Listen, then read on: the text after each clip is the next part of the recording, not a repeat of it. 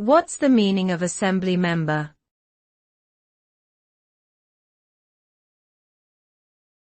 Assembly member.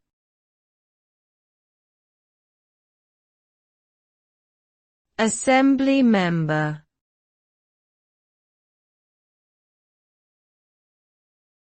Assembly member.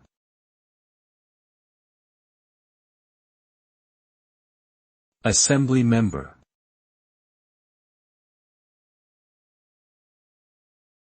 The term assembly member generally refers to an elected official who serves in a legislative body at the state or provincial level.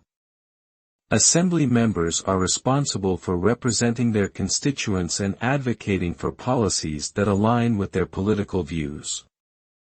They work closely with other members of the legislative body to enact laws, approve budgets, and oversee government operations.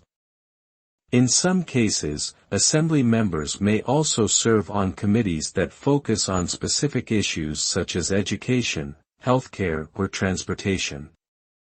Overall, the role of an assembly member is to serve as a voice for their community and work towards improving the quality of life for their constituents.